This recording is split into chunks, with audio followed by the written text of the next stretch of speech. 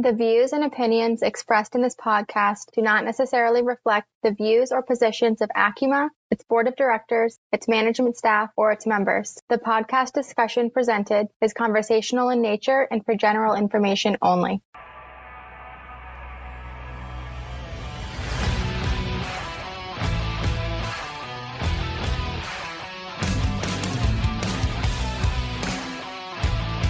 Hello and welcome to ACUMA's On Point podcast, a series focused on sharing the stories of people who are making a positive impact in the credit union mortgage industry. I'm your host, Peter Benjamin.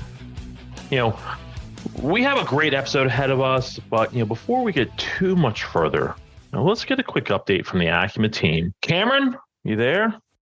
Yes, I am. Hi, Peter. Awesome. How are you doing today? I'm doing great. Thanks for asking. Awesome. Hey, we have a lot going on, but do me a favor. What's happening? What's the latest and greatest happening over at ACUMA? Definitely. I mean, there's a ton going on this year. We just launched our Young Professionals Network. So stay tuned for quarterly meetings. That's super exciting. Definitely look out for that. If I remember correctly, we just had our first quarterly meeting on February 22nd. It went well, right? It went very well. Yep, it was fantastic. We had a session on building your brand, building your LinkedIn. It was really great. Can't wait for the next one. Love it. What else we got? We also have our workshops coming up real soon.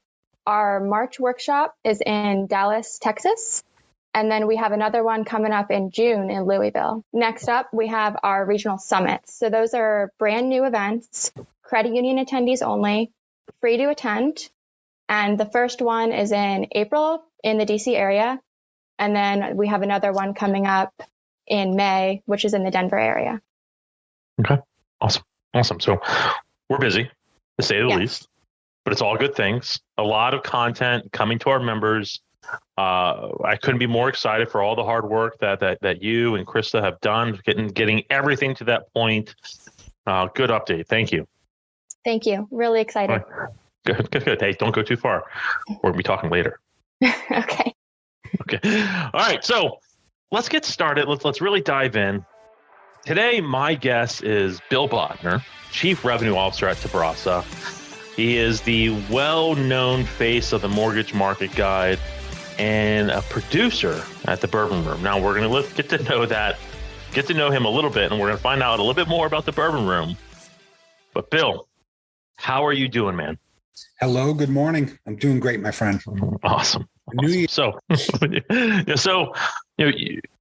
first off, I want to thank you, for really the past 6 months. You have on a weekly basis, posted to the ACUMA community about the Mortgage Market Guide, and it is part of my daily and weekly readings, as well as something I stop and watch whenever you post, and I appreciate that. So, for those people who are not aware, what is the Mortgage Market Guide? Like, give us that elevator speech on the Mortgage Market Guide.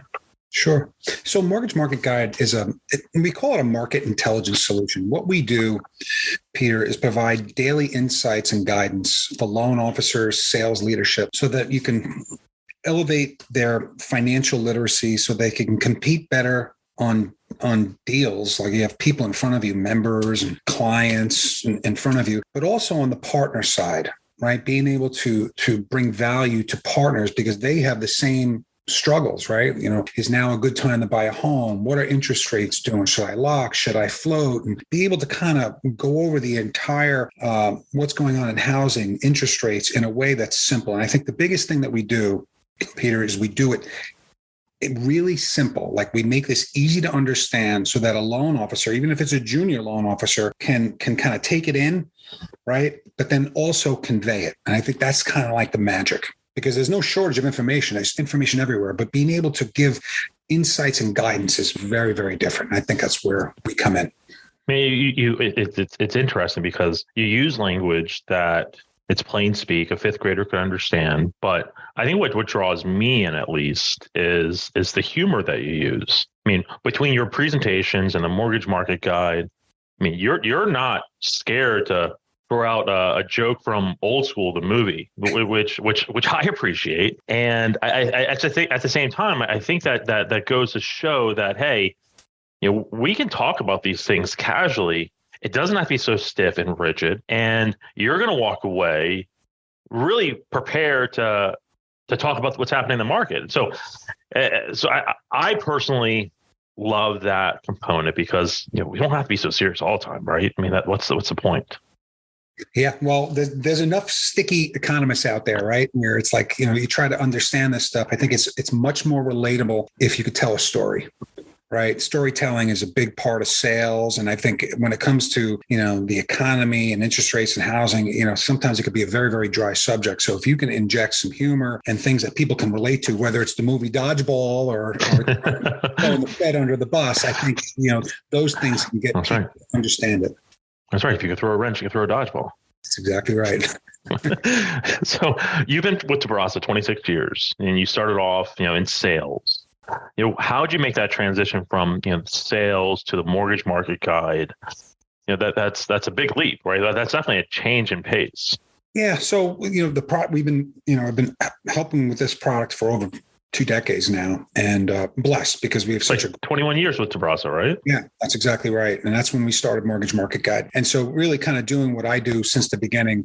And then over the last, let's call it 12 years or so, really kind of driving it. And so, and writing our newsletter. We have a weekly newsletter that also goes out to partners. And, the sales part is easy because, when you talk about Mortgage Market Guide, we've heard so many great comments over the years where it sells itself. So, that part was easy. No one ever wakes up and says, I want to get in the mortgage business. Right. I think, I was a golf pro when I was a young kid and was afforded an opportunity to get involved in the mortgage business and software and, 20 some odd years ago. And, was very, very fortunate, but, it's been a great ride, even though it's been tumultuous a little bit, right? Like 2008 and like what we're going through now. But, all the people on this call know these are cyclical and we're coming out the other side of another down.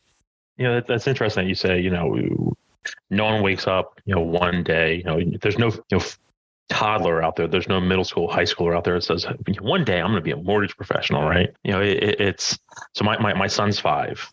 And he always asks me, what do you do? Because he sees me work from home. He sees me come to my office every once in a while. I stand at my desk and I have random knickknacks and toys in my office. So he thinks I have this great time and he hears me laugh, right? And I'm like, dude, I call him dude. Dude, I was like, dude, I put families in homes. He's like, one day I want to be a mortgage professional. And I was like, that's cool. And I was like, if that doesn't work out, what do you want to do? He's like, I want to be Batman. I'm like, well, that also works too.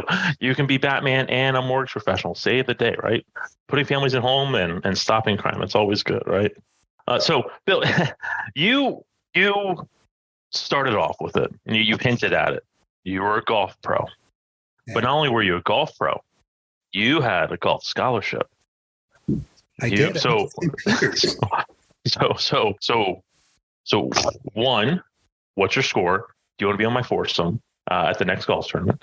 And 2, tell me a little. Are you still playing a lot? I mean, walk me through that. I don't get to play nearly enough. I'm getting out a little bit more, but I'm good for a scramble. I can hit a couple of good shots, so I'll hit the ball okay, and then I'll have some ones that go awry. But I could still break 80 regularly, which is fine, and I enjoy it now for the walk. And what's interesting about golf that I learned a long, long time ago, you have to try hard not to try hard. And so when you don't play a lot, you don't have a lot of expectations. And when you don't have expectations, you can actually perform pretty well. Right? If I was out there grinding, hitting buckets of balls and expecting all this stuff, then I'd probably be hard on myself and probably would play worse. So I think I actually played better because I just actually enjoyed for the walk, watch the shadows come in late in the day and, don't expect a lot. I think that's a big part of golf. This is my golf tip for the day. Okay. So you have to try hard, Not to try hard. Not to try hard. That's a good lesson. That's a good one. That's a good one. Also, the thing about golf, it's also very mental, right? So that's why you got to try hard not to try hard. It's right. Like one bad shot and your day is ruined, right? You know, it's interesting, right? So, which kind of brings back to the mortgage market. I'm gonna do a full circle back to that, right? It's you almost have to try hard not to try hard, right? So that's why that transition or that utilization of the mortgage market guide is so pivotal to at least my success, is because it's easy, right? I don't have to try hard to understand what's happening utilizing that tool, but it's one of many that I use. Now, where are you getting this information from? Like how? I imagine. Maybe you have a Bloomberg monitor, maybe you don't, but are you just sitting there all day, just frankly watching, every news channel out there? Yeah. What's this list of information, or where are you getting this information from? Yeah. So, we have a bunch of different feeds that we have. So we have feeds that have news. We have feeds that have futures, bond market data. I watch business networks and get tuned into that. And, Peter, there's like a story, you kind of look at where the economic reports are coming. There are folks that I follow, right, that I kind of listen to, that are kind of like my favorite. I kind of gravitate towards people that are positive and optimistic. And for me personally, it seemed to work out over the years. And so I kind of follow those thinkers because there's enough doom and gloom out there. And it's a lot of times you can see people say things that are just crazy, that don't even make sense, and they never happen because no one expects it to happen. So, short answer is, there are a bunch of different feeds, but I do watch some of the business networks, and I gravitate towards one or two of those, and that's it. And there's a lot. There's no shortage of information. There's a lot of information out there, and being able to, what I like to do is kind of test what we're thinking against what's out there, whether it's something that comes from Housing Wire or Mortgage Press or, whatever it be. And that's how we kind of navigate it. Okay. So, navigating the market is key, right? And so, here we are, mid-ish March, I'll call mid-March. We most certainly have, a good chunk of the year left. This is like that crystal ball moment.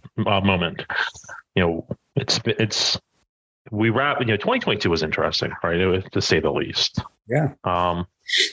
23 has started just as interesting. Where do we go from here? Like, are brighter times on the horizon in your opinion? Yeah, listen, when we go look back to some of the things that we shared at the events that we did together around the country, and we talked about how, the Fed had a tool, it was talking up, jawboning the market, and and they were raising rates. But then ultimately what happened is the interest rates started to decline because it said enough's enough. And it's something we've said over and over. Hey, long-term interest rates only go higher if we can afford it. And so here we are in 23. It's a different year. I think it's absolutely a flip-flop. In fact, last year, the very first day of the year, 22, the lowest interest rate was achieved on the first day. Yep. I wouldn't be surprised if the highest interest rate on the 10-year note was achieved on the first day. Almost an absolute trading places flip-flop from last year. Interest rates, what we learned in the markets, that things overcook it, and we went from 1.5 to 4.5 or so, 4.30 on a 10-year note. Mortgages went from 2 to 7. That was overdone. And so we think something's going to settle in much lower. Inflation in our eyes peaked a while back. It's going to continue to move lower over time. And now, what we're worried a little bit more about is there's definitely better times ahead, is more of what they call a policy error. Peter, where the Fed maybe tries to do this too long, too high for too long, but I don't think they will. I'm very optimistic with how things have changed. In fact, I think there's a better chance that because of the labor market is so, has performed solidly, that anything that's even close to a recession will probably be short-lived in nature, right? And the good news is we need jobs to buy a home. So the labor market's strong, which is a really bright shoot for us. Okay. So, earlier before we hopped on, you and I were just chatting, and you talked about using the 10-year as a good indication as where we're going. right? And that is, I'm a bad dad joke moment real quick. It's tale as old as time, song as old as rhyme, right? And that's directly from Beauty and the Beast, right? That's when I started off in the mortgage industry, that was one of the first things that my mentor told me. Hey, watch the 10-year. Are we getting back to that point where we as mortgage professionals can really use that as our strong barometer?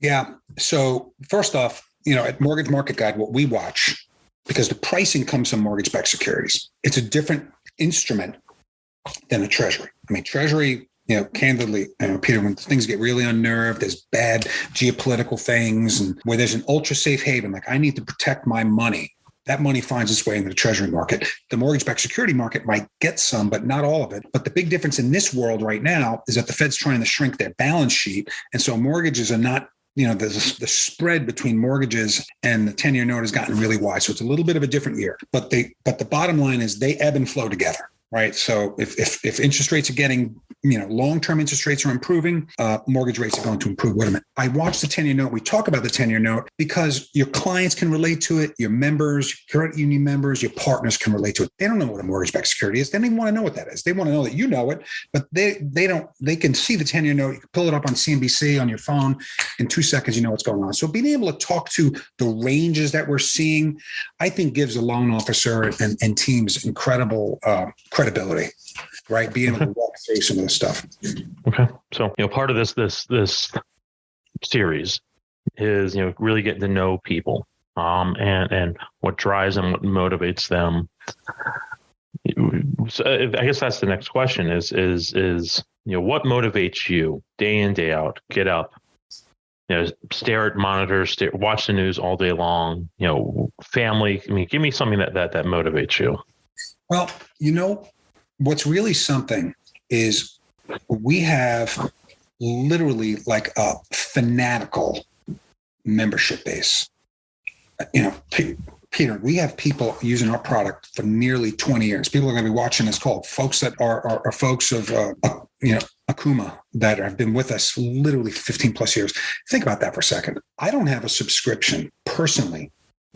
I mean, I cancel them all the time. I don't have anything even remotely close to 5, 10, but to have something 20 years. So we have a really great fan base that relies on our daily insights, and it's part of their day. And so being able to wake up and do something with them and get the feedback is just, that is more rewarding than anything. I mean, it's remarkable. It's probably the best thing that gives you energy in the morning, especially when you get days or like a year that we had last year. Unfortunately, like any tech firm and even mortgage firms, there's attrition in our space. And fortunately, the people that would leave us would be either I'm retiring, I don't want to wait for another turn in the market, or B, it's so darn bad I can't see beyond what's in front of me. But I think for me, that's a big thing. And, I do like to have fun. I like to have jokes, and you could see, I have a lot of energy. I like to be positive, and I like to kind of breathe some of that into the room, whether it's on a call, whether it's on a video, or speaking to a sales team, or I'm speaking at an event. I love it. Thank you for that. So, we have a little bit more extra time, which is good. So I want to know about two things. The Bourbon Room Hollywood. Let's start with that first, and then we'll go to the second. Yeah. So the Bourbon Room is a fun thing. What I can tell you is just to check a box, we opened this in like December of 19. So you can imagine in LA. So it wasn't exactly the greatest time to open up a nightclub, because 4 months later, right, the world kind of ended out there. And then in LA, there were some onerous lockdowns and things like that. So it was crazy. But the thing is fun. It's thriving. We got past the pandemic. And, the genesis is, I was involved with Rock of Ages on Broadway. It was one of the longest running shows in the history of Broadway. It's an 80s rock musical. And one of the themes of the show is this fictitious bar called the Bourbon Room. So, my partner who helped create Rock of Ages said, hey, we want to open up a bourbon room and do like these up around the country. And we have others that we're negotiating now, but the first one was in LA.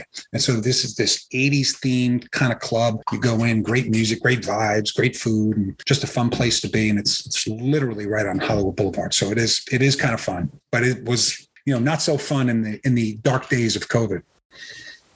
Okay. So you mentioned it, Rock of Ages. It's not just any Rock of Ages. I mean, it's the Broadway hit, Rock of Ages. You're a producer on that. It was incredible, Peter. That was one of the craziest things ever, because it's almost like you remind people on this call, like we're going through a really weird time, a dark time. It was 2008, late 2008. It wasn't exactly the best economic time in the world. Shows on Broadway are blowing up. So here's a couple, guys saying, hey, let's take this show off Broadway and move to Broadway, which is an entirely different capital structure. It's a big money raise.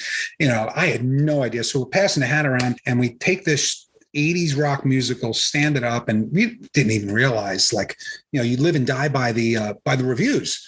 And so, the opening nights in April of 2009, all the newspapers are there, and we got this big party, and you're waiting for the reviews to come in. And so the New York Times, obviously, as you can imagine, is one of the bellwethers. They come in and literally throw up all over it. Oh my God, this is Grease on steroids. And that was it. And it was like, it was a rocket, and we rode for years and years and years. It was just absolutely crazy. And it's one of those things, it was amazing because it captured, I wasn't necessarily a Broadway person. I think a lot of, men probably are not necessarily a Broadway. So this was that 80s rock that got them involved. And what's really crazy now, and I'm proud to say, we were the first show on Broadway to offer alcoholic beverages in the theater. Usually you go and it's this, really tight. You have to go to the bar and you get this little cup and you sit there in the hall in between.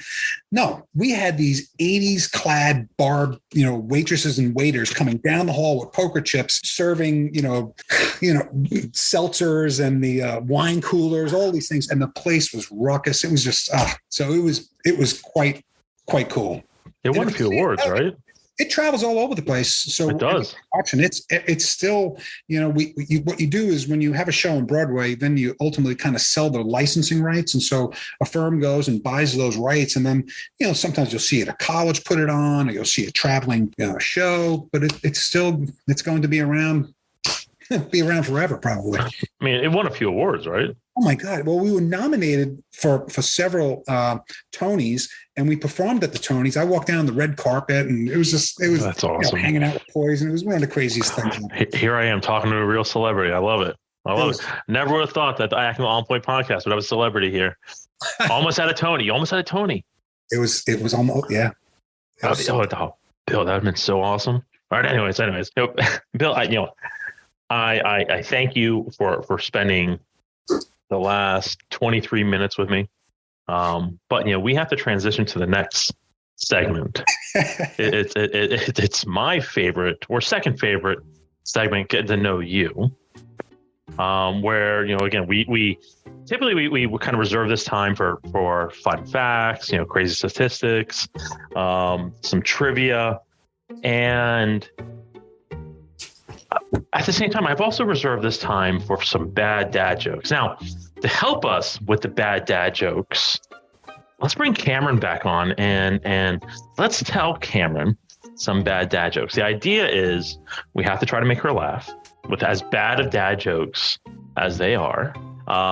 She loves when I do bad dad jokes. I see her roll her eyes every single time I do one. But now I'm going to get her. I'm going to make her sit through 6 bad dad jokes, 3 from you, 3 from me. Cameron, are you ready? I'm ready. Are you sure? I hope so. All right, good. As ready as you're going to be. All right, so Bill, as the guest, I'm going to have you go first. Sure. So our goal is obviously to say it as straight to the point as possible. As any bad joke, it's about the delivery. Cameron is she looks as though she is going through hell right now because I'm making her do this, but it is going to be awesome. So, all right, so Bill, you up first.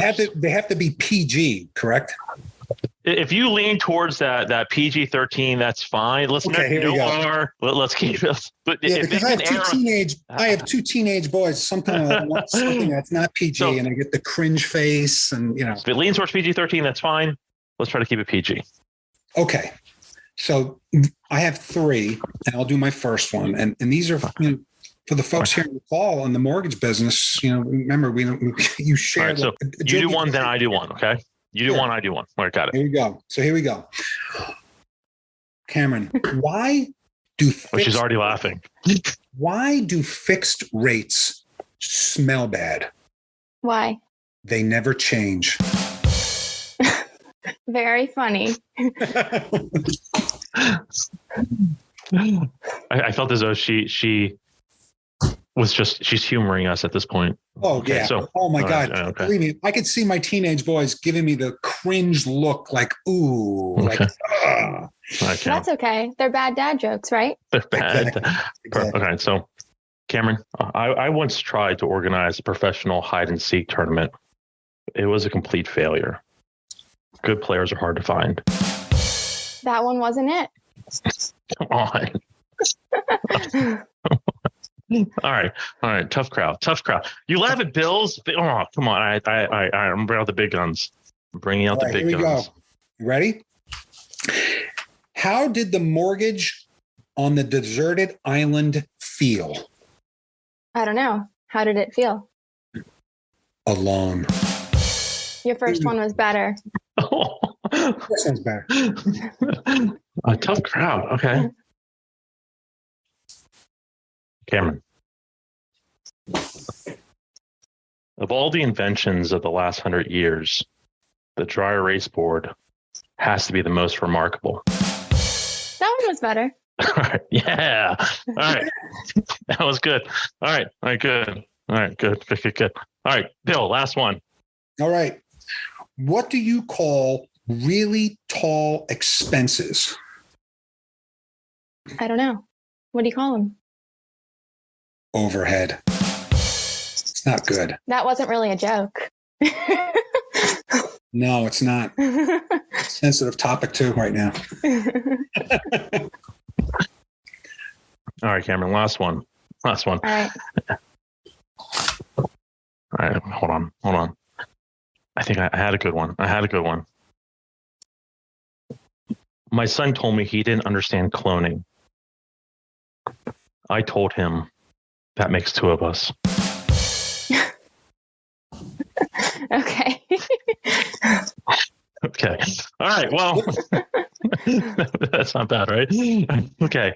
All right, Cameron. I think you're off the on point hot seat. I appreciate you participating in bad dad jokes. So if you had to pick a winner, not that there has to be a winner or anything, and you don't have to pick me, but which what was your favorite one? I've got to pick Bill's first joke. Sorry, Peter. That's all right.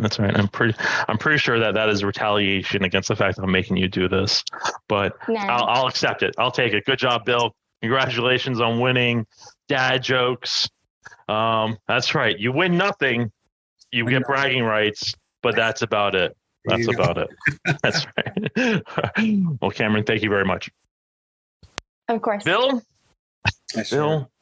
it's always a pleasure talking to you. I really enjoyed spending the last half hour or so getting to know you, learning a little bit more about the Mortgage Market Guide, what motivates you, as well as the Bourbon Room Hollywood and Rock of Ages. Of course, I hope you plan on getting an email from me shortly about you joining my foursome for a Captain's Choice Scramble. It will be good. As long as you have a great short game, we'll be fine. Yeah. We'll be fine. Okay. That's all that matters. But Bill, thank you very much. And also to everyone, thank you very much for spending some time with us and listening to our podcast. We love putting this together, and we hope that you walk away a little bit more informed and a little bit more prepared. And honestly, just spend an opportunity to reach out to Bill and learn a little bit more about him. Until next time, be safe, be happy. Catch you all later. Bye-bye. Thanks for listening. We'll see you next time at the ACUMA On Point podcast. If not already, be sure to subscribe and give us a 5-star rating. For more great episodes and information, be sure to visit us online at acuma.org. And to get the latest updates, head over to our LinkedIn page.